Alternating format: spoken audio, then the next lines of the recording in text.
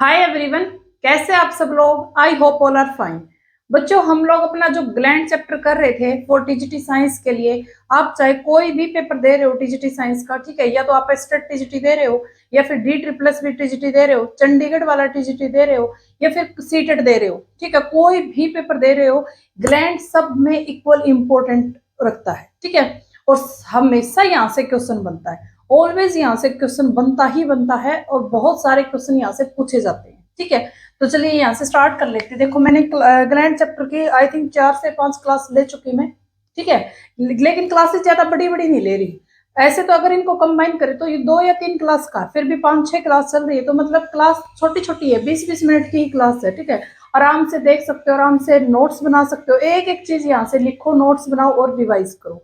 यहाँ से आपका क्वेश्चन नहीं छूटेगा, कोई भी पेपर दे रहे हो जाए, ठीक है।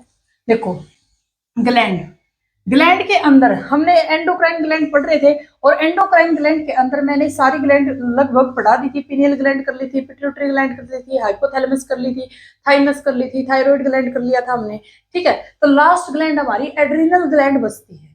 एंडोक्राइन में लास्ट ग्लैंड हमारी कौन सी बचती है? Adrenal gland. उसके बाद हमारी मिक्स ग्लैंड बचेगी, पेनक्रियास और टेस्टिस और ओवरी, ठीक है। जो मतलब मिक्स ग्लैंड है वो एक ही क्लास के अंदर कंप्लीट हो जाएगा। अब यहाँ पर देखो, एड्रिनल ग्लैंड, यहाँ से बहुत सारे क्वेश्चन बनते हैं, और बहुत सारे नाम ऐसे हैं जो आप सुनोगे तो नॉन मेडिकल वाले बच्चे तो ऐसे बोलेंगे पता नहीं क्या क्या नाम है, बट आपका जो पेपर आता है वो आपका ऑप्शनल पेपर आता है, ठीक है। तो आपको थोड़ी ना थ्योरी लिखनी है कि इनके नाम याद करो, इनकी एडिंग याद करो, वैसे तो है ही नहीं। तो आपका ऑप्शनल पेपर है, देखा टिक किया, ठीक है। तो यहाँ से आपको नाम थोड़े कोशिश करना याद हो जाएंगे आपको, ठीक है। एड्रिनल ग्लैंड को सबसे पहला क्वेश्चन पूछा जाता है, इसका दूसरा नाम क्या है, ठीक है। इसको बोलते हैं सुप्रारेनल ग्लैंड। सुप्रारेनल ग्लैंड, रेनल वर्ड है वो किडनी के लिए आता है, रेनल वर्ड है वो किडनी के लिए आता है। ये किडनी के ऊपर येलो कलर की होती है, और पिरामिड या फिर ट्रायंगुलर शेप क्या बोल सकते हो, ठीक है। किडनी के ऊपर कलर कौन सा होता है? Yellow colour, yellow. हमारे पास जो एड्रिनल ग्लैंड होती है येलोइश कलर की होती है, किडनी के ऊपर होती है, और ट्रायंगुलर शेप की होती है, ठीक है। एक एक लाइन लिखते जाना। कहाँ लोकेटेड होती है मैंने बता दिया, बोथ किडनी के ऊपर। अब क्वेश्चन ये भी आ सकता है, एड्रिनल ग्लैंड है, 1 पेयर है, 2 पेयर है, 3 पेयर। देखो, पेयर के अंदर मतलब एक किडनी के ऊपर एक, दोनों किडनी के ऊपर दो, तो यानी कि 1 पेयर, ठीक है। 1 पेयर मतलब पेयर का मतलब दो, तो ये कितनी है? 1 पेयर है, ठीक है, 1 पेयर है। अब जो हमारे पास जो एड्रिनल ग्लैंड होती है, इसके जो दो पार्ट होते हैं, एक बाहरी पार्ट होता है जिसको बोलते हैं कोर्टेक्स, एक अंदरूनी पार्ट होता है, इनर पार्ट होता है जिसको बोलते हैं मेडुला। बाहरी पार्ट को कोर्टेक्स बोलते हैं, इनर वाले पार्ट को क्या बोलते हैं? मेडुला। अब हमें यहाँ से इंपॉर्टेंट चीजें स्टार्ट करनी के बारे में कंप्लीट पढ़ना, उसके बाद हमें मेडुला के बारे में पढ़ना है, ठीक है। तो यहाँ से जो कोर्टेक्स होता है ये लार्जेस्ट पार्ट है, ये लार्जेस्ट पार्ट है, 70 से 80%, ठीक है, 70 to 80% होता है। जो ये बाहरी वाला पार्ट है ना, ये वाला, ये हमारी किडनी है, ठीक है, ये हमारी किडनी है। किडनी के ऊपर इस टाइप से ये होती है, और ये बाहर वाला पार्ट है कोर्टेक्स, अंदर वाला है मेडुला, ठीक है। अब ये कोर्टेक्स होता है, जो ये कोर्टेक्स है, ये आगे 3 जोनल के अंदर डिवाइड होता है, ठीक है। कोर्टेक्स है आगे सेपरेट होता है 3 जोनल के अंदर, ठीक है। अब देखो, कोर्टेक्स सबसे बड़ा है, इसके पास क्या है? 3 जोनल है, ठीक है जी, 3 जोन है। तो आपको सिर्फ इनके नाम अगर याद हो गए तो आप समझ पाओगे, मतलब अगर क्वेश्चन आ भी जाता है तो टिक करने लायक हो जाओगे, ठीक है। तो सबसे पहला जोनल कौन सा था? जोनल ग्लोमेरुलसा, ठीक है। सेकंड जोनल फेसिकुलेटा, जोनल रेटिकुलस, ठीक है। ये क्या होते हैं? 3 इसके क्या होते हैं? जोन होते हैं, ठीक है। अब इन जोन के भी काम होते हैं, इनके भी काम होते हैं, लेकिन आपको ये याद रखना है इतना, मतलब इसके पास क्या है? 3 जोनल होते हैं, जोनल ग्लोमेरुलसा, फेसिकुलेटा एंड रेटिकुलस, ठीक है। अब ये क्या करते हैं? ये तीनों क्या करते हैं? Responsible for producing specific hormone. ये स्पेसिफिक हार्मोन को प्रोड्यूस करने के लिए रिस्पॉन्सिबल होते हैं।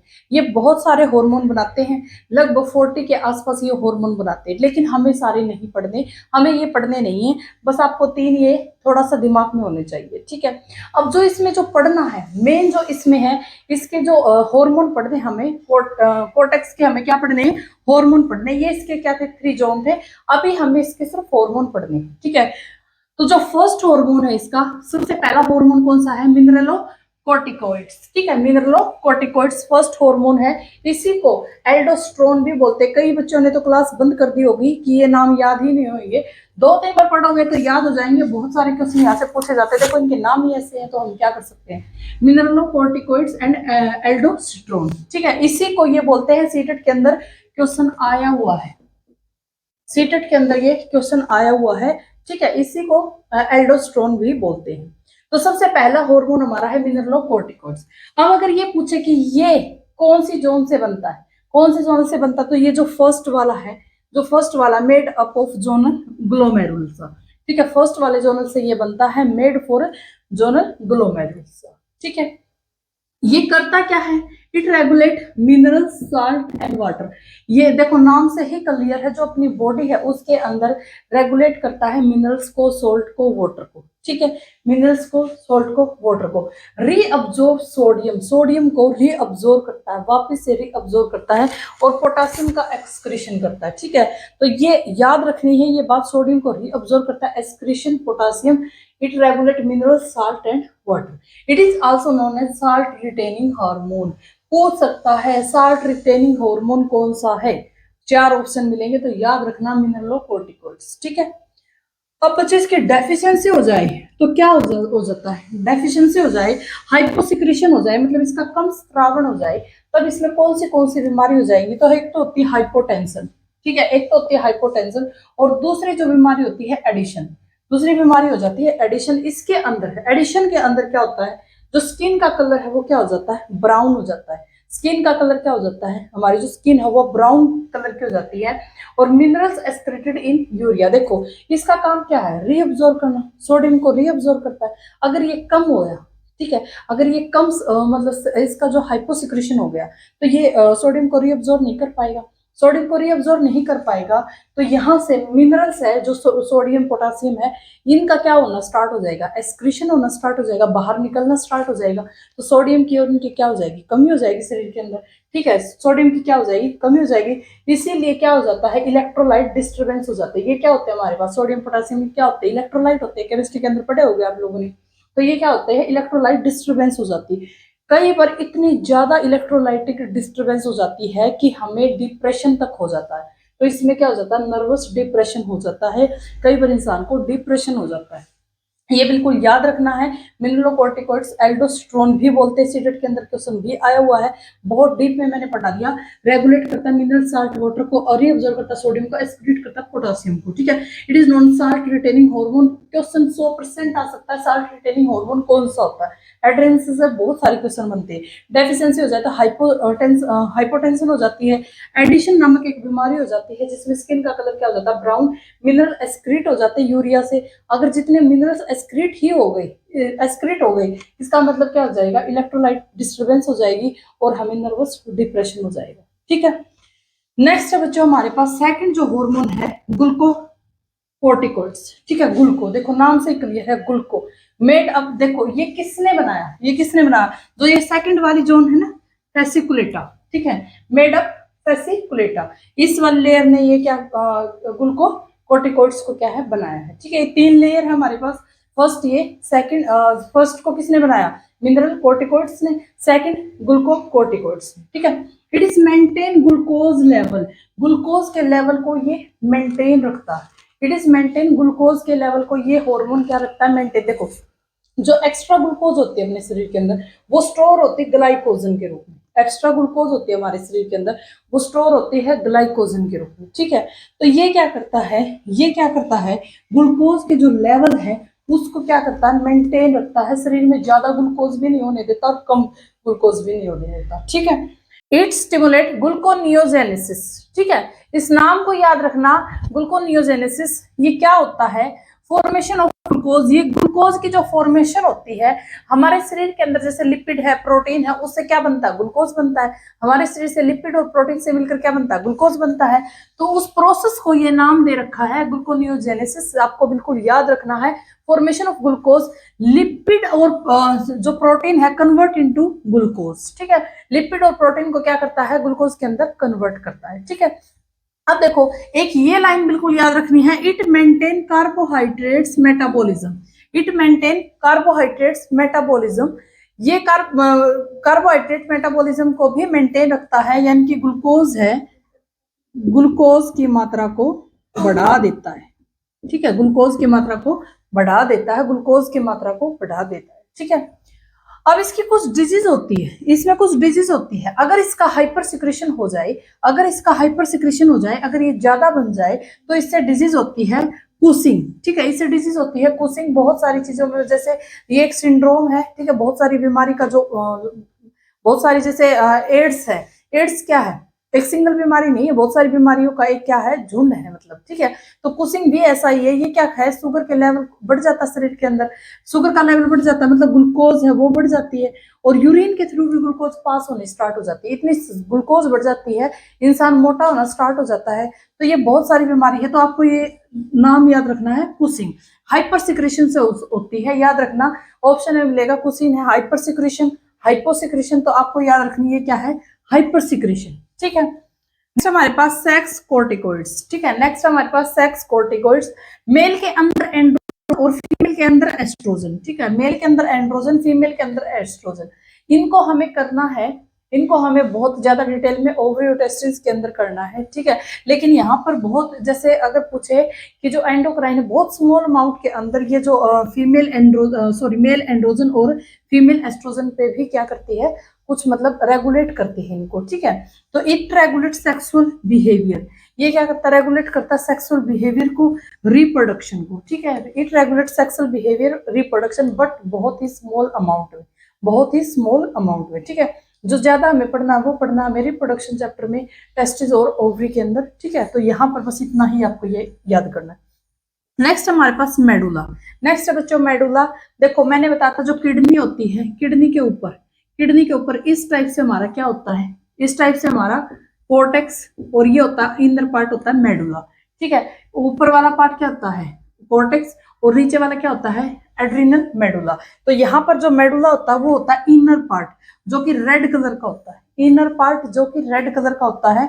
इसके जो इंपॉर्टेंट है वो इंपॉर्टेंट है hormone, epinephrine and norepinephrine, ठीक है। Epinephrine and norepinephrine, adrenaline and nor लगा देना बस इसके आगे। ये दोनों नाम भी, इसके ये एक्स्ट्रा नाम भी आपको बिल्कुल याद रखने हैं, ठीक है। इन्हीं दोनों को जोड़कर इनको क्या बोलते हैं, इमरजेंसी हार्मोन बोलते हैं। जो अगर एकदम से इमरजेंसी सिचुएशन आती है तो उसमें जैसे हमारे रोंगटे खड़े हो जाते हैं, एकदम हाथ पांव फूल जाते हैं, किस हार्मोन की वजह से, इन्हीं को क्या बोलते हैं, इमरजेंसी हार्मोन बोलते हैं, ठीक है। अब देखो, इसी हार्मोन को 3F ग्लैंड, मतलब इसी ग्लैंड को क्या बोलते हैं, 3F ग्लैंड भी बोलते हैं। 3F ग्लैंड मतलब F से 1 है फियर, सेकंड है फ्लाइट, और थर्ड है फाइट। फियर, फ्लाइट, फाइट, ठीक है। फियर डरना, फ्लाइट उड़ना, और फाइट क्या होता है, लड़ना, ठीक है। तो इसका ग्लैंड का नाम बिल्कुल याद रखना है, 3F ग्लैंड, या फिर 4S ग्लैंड भी बोलते हैं, 4S ग्लैंड भी बोलते हैं। 4S, 1S शुगर के लिए, ठीक है, सेकंड S सॉल्ट के लिए, थर्ड S सेक्स हार्मोन के लिए, एंड 4S किसके लिए, सोर्स ऑफ एनर्जी के लिए। ये आपको याद रखना है, ठीक है। अब 3F ग्लैंड है, एकदम से हमें डर लगा, एकदम से हमारा इमरजेंसी ग्लैंड है, एकदम से कोई सिचुएशन पता चली तो हमारा जो बीपी है एकदम से बढ़ जाता है, हार्ट बीट है एकदम से बढ़ जाती है, ठीक है। हार्ट बीट बढ़ जाती है, बीपी बढ़ जाता है, इसलिए इसको क्या बोलते हैं, इमरजेंसी हार्मोन बोलते हैं। बट अगर जो ये नोरएपिनेफ्रिन है, ये एक्ट करता है नॉर्मल सिचुएशन के अंदर, ठीक है। बिल्कुल नॉर्मल सिचुएशन में भी ये वर्क करता है, और लेकिन इन दोनों को साथ में क्या बोलते हैं, इमरजेंसी हार्मोन बोलते हैं। तो हमारा जो एड्रिनल ग्लैंड है यहीं पर खत्म होता है, ये थोड़ा बड़ा ग्लैंड था, ठीक है। हाँ देखो भाई, नेक्स्ट हमारे पास पेनक्रियास। नेक्स्ट हमारे पास पेनक्रियास। पेनक्रियास एक मिक्स ग्लैंड है। अभी तक हमने सारी एंडोक्राइन ग्लैंड पढ़ ली, अब हम पढ़ेंगे मिक्स ग्लैंड के अंदर पेनक्रियास, ठीक है। उसके बाद हमारे टेस्टिस, ओवरी बचते हैं, वो हम रिप्रोडक्शन में पढ़ेंगे। तो हमारा यहाँ पर ग्लैंड चैप्टर खत्म हो जाएगा आज, ठीक है। तो पेनक्रियास क्या है, एक मिक्स ग्लैंड है। इसका मतलब ये एंडोक्राइन ग्लैंड भी के जैसे भी वर्क करती है और एक्सोक्राइन ग्लैंड के जैसे भी वर्क करती है, ठीक है। तो ये क्या है, मिक्स या फिर हेटेरोक्राइन ग्लैंड बोलते हैं इसको। एंडोक्राइन के जैसे भी काम करती है और एक्सोक्राइन के जैसे भी काम करती है, ठीक है, एक्सो एंडो।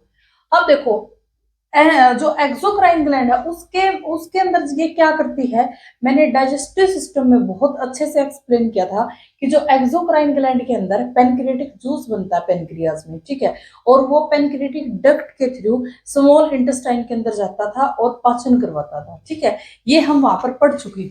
तो यहाँ पर इसका काम ये है कि जो ये पेनक्रियाटिक जूस बनता है उसको स्मॉल इंटेस्टाइन के अंदर छोड़ देता है। स्मॉल इंटेस्टाइन के अंदर छोड़ना इसका मतलब वो क्या है कि एक बाहर सरफेस के ऊपर कोई चीज छोड़ दी, तो इसका मतलब ये कैसे एक्ट किया, एक्सोक्राइन के जैसे, ठीक है। हमें पढ़ना है एंडोक्राइन ग्लैंड में पेनक्रियाज है वो क्या काम करता है। एंडोक्राइन ग्लैंड के अंदर देखो हार्मोन्स बनते हैं, ठीक है, हमें मेनली पेनक्रियाज के हार्मोन्स पढ़ने हैं, जो इंपॉर्टेंट पूछे जाते हैं वो इसके हार्मोन पूछे जाते हैं, ठीक है। सबसे पहला हम क्या पढ़ेंगे, जो पेनक्रियाज है उसकी सबसे पहले तो स्ट्रक्चर कैसी होती है। तो पेनक्रियाज एक लीफ लाइक स्ट्रक्चर होता है, पेनक्रियाज है उसके अंदर वो क्या होता है, एक लीफ लाइक स्ट्रक्चर होता है, इस टाइप की पेनक्रियाज की स्ट्रक्चर होती है। बिहाइंड द स्टमक होता है, ये देखो यहाँ पर डुओडेनम से जुड़ा हुआ होता है, ये क्या है, ये इसकी डक्ट है, ठीक है, जिसके अंदर पेनक्रियाटिक जूस यहाँ से सीधा स्मॉल इंटेस्टाइन के अंदर आता है, ठीक है। ये क्या है, डक है, जहां से पेनक्रियाटिक जूस सीधा स्मॉल इंटेस्टाइन के अंदर आता है, ठीक है। ये अपना पूरा क्या है पेनक्रियाज। अब इसके अंदर क्या है, क्लस्टर ऑफ सेल होती है, पेनक्रियाज में क्लस्टर ऑफ सेल होती है जिसको बोलते हैं आइलेट ऑफ लंगरहैंस, ठीक है। इन क्लस्टर ऑफ सेल को क्या बोलते हैं, आइलेट ऑफ लंगरहैंस, जो किसी साइंटिस्ट के नाम पे ही ये है। बहुत ज्यादा मतलब 1 से 2 मिलियन तक इनके अंदर क्या है, सेल होती है, ठीक है। अब देखो ये जो इसके अंदर बाकी जो ये होती है, इसके अंदर 4 टाइप की सेल होती है। इसके अंदर पेनक्रियाज के अंदर 4 टाइप की सेल होती है जो हमें पढ़नी है, जो मोस्ट इंपोर्टेंट है। सबसे पहला अल्फा सेल, सेकंड हमारे पास बीटा सेल, थर्ड हमारे पास डेल्टा सेल और फोर्थ हमारे पास एफ सेल, ठीक है। सबसे पहले alpha cell, beta cell, delta cell, F cell. जो अल्फा सेल होती है वो 20% होती है, अल्फा सेल होती है पेनक्रियाज के अंदर 20% होती है, बीटा सेल 75% होती है, डेल्टा सेल 4% होती है और एफ सेल 1% होती है, ठीक है। अब हमें यहाँ पर इनके हार्मोन पढ़ने हैं, ठीक है, इनके हार्मोन पढ़ने हैं। सबसे पहले जो अल्फा सेल जो हार्मोन बनाती है, यहाँ पर दिखाई नहीं दे रहा, आप लिख लो ग्लूकागन्स, ठीक है, ग्लूकागन्स हार्मोन कौन बनाती है, अल्फा सेल।